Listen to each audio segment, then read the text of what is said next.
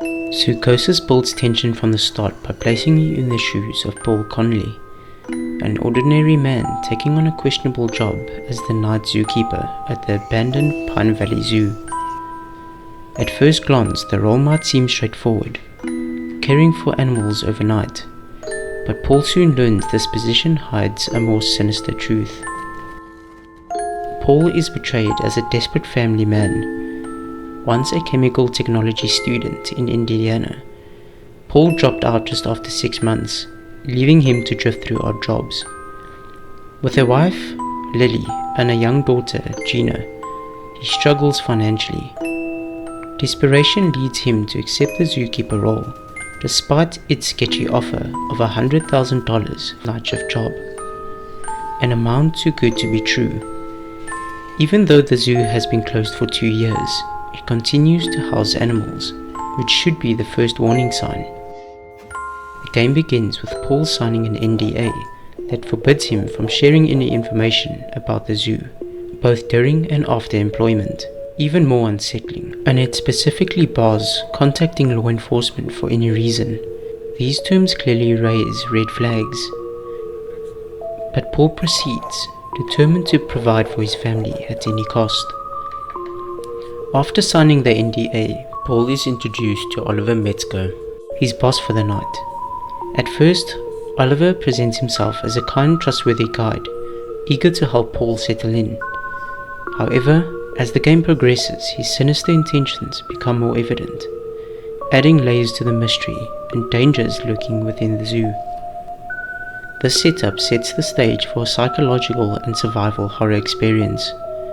Paul's motivation to endure the strange occurrences at the zoo lies in his desperation to support his family. Despite the growing realization that he might have taken on far more than he can bargain for, the tension mounting from every task and interaction, the question becomes, how far is Paul willing to go to keep his loved ones afloat? Oliver equips Paul with a bodycam, explaining that it will allow zoo scientists to monitor everything inside the facility. Oliver hands Paul a PDA, which serves as the central tool for interacting with the zoo.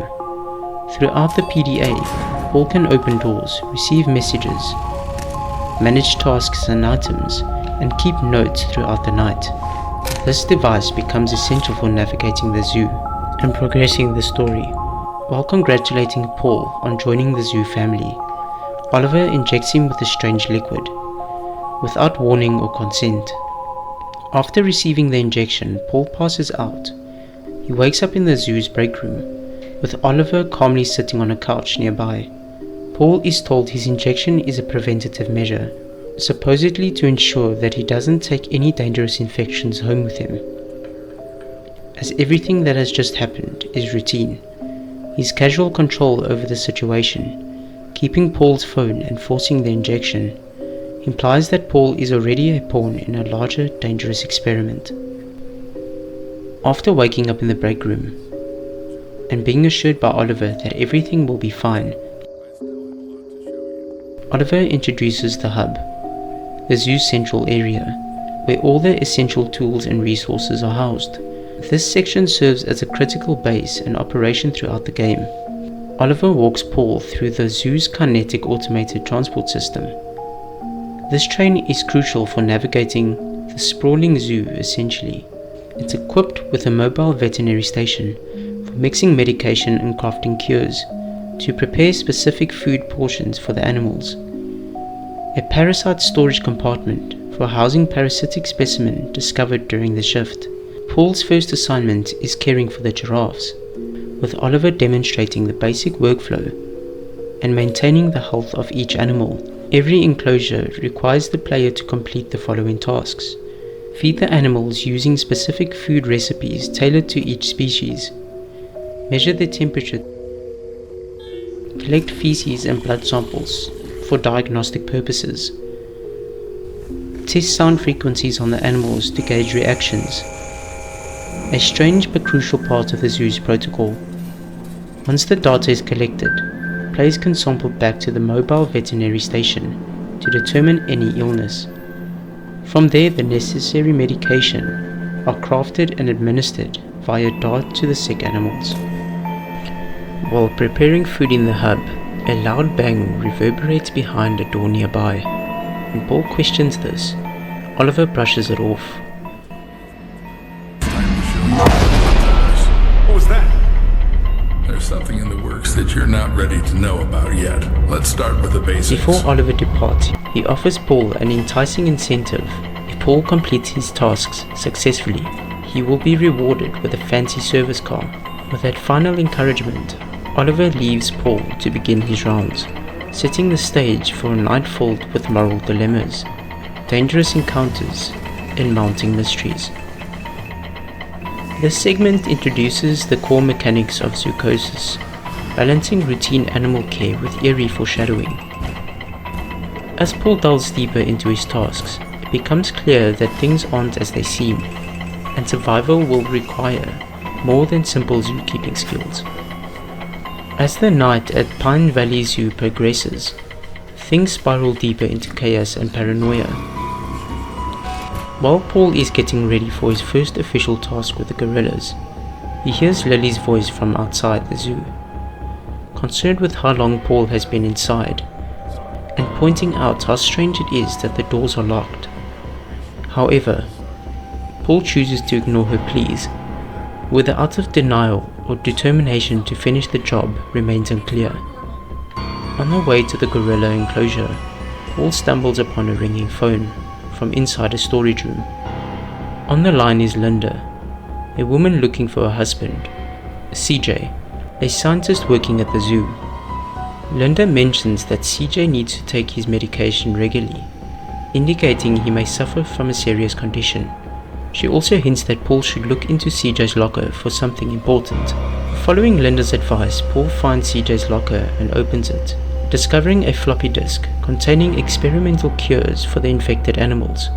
These new drugs become key to saving animals from their mutated states, where Paul must decide whether to cure the animals or eliminate them entirely.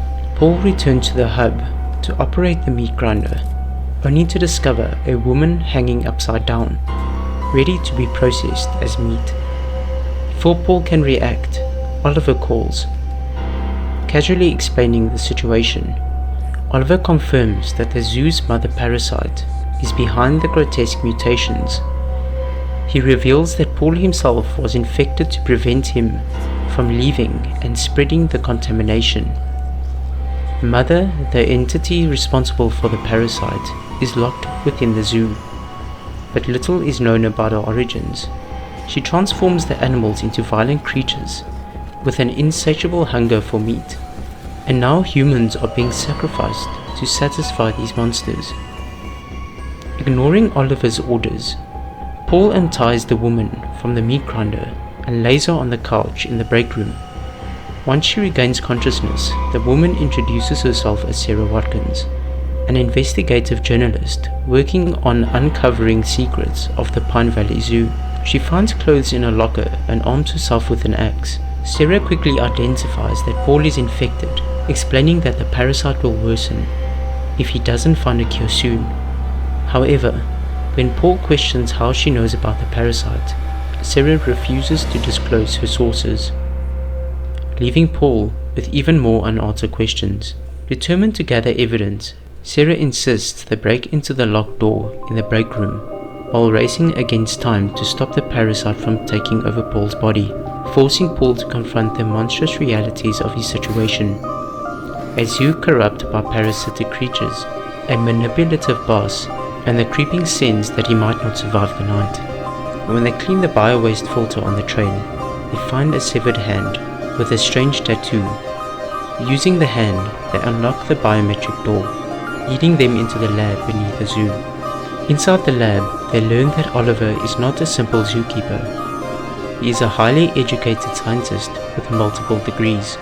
It becomes clear that Oliver is the mastermind behind everything happening at the zoo, unlikely its owner and operator. His experiments seem to be connected to Mother and the zoo's infected animals. Sarah accesses the lab's computer with a floppy disk Paul found earlier in CJ's locker. Unfortunately, they're stuck at a password screen, leaving them momentarily blocked.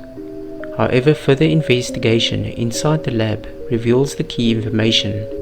You also realize whose hand was in the bio-waste filter. Now we know who extended a helping hand to us. Poor CJ. Did you know him? No, You why? find out that Sarah actually did know CJ. Well, kind of. I slept with him. He promised information about the parasites. Instead, I got a bag over my head and a syringe with a tranquilizer. What if I tell you I found a floppy disk in his locker? Would it be easier for you to guess the password? Oh, shit. Why didn't you say that earlier? Thanks to CJ's research, a cure exists that forces the parasite out of the host, reversing their mutations. By using the female parasite, they can create a poison specifically to kill mother, which will end the infestation and cure all the infected hosts. There's only one issue. Mother has to consume the poison with a meal. Paul volunteers to inject himself with the poison and be fed to mother. As we approach mother's enclosure, we realize that we can't inject ourselves due to the severe progression of our infection, which is close to paralyzing us. We leave the decision to Sarah, but she opts not to inject us and decides to wait for Oliver's arrival. When Oliver finally arrives, he finds us beside mother's enclosure, then opens the enclosure, but Sarah takes advantage of the moment, sneaking up on him and knocking him out before injecting him with the poison. In a dramatic turn, the mother creature drags Oliver away. Seizing the opportunity, Sarah grabs the bodycam and quickly records the massive, faceless Medusa-like creature, complete with numerous tentacles and arms. After shutting the door, Paul vomits up the parasite, indicating that mother has been defeated. With the threat eliminated, Paul and Sarah leave the zoo. Paul declares that he will take Oliver's car for himself, and Sarah successfully gathers the evidence she needs. After these harrowing events, Paul reunites with his daughter and his wife Lily. The game concludes how a seemingly simple zookeeper job spiraled into a nightmarish ordeal. With the understanding concept of the origins of Mother, we can explore why she was at the zoo, but that will have to wait for the next video. I'd love to hear your thoughts, so drop a comment below and let's keep the discussion going. If you enjoyed this video, don't forget to give it a thumbs up and hit that subscribe button. For more gaming recaps and theories, stay tuned and turn on notifications so you never miss an update. Thanks for watching, and we'll see you in the next video.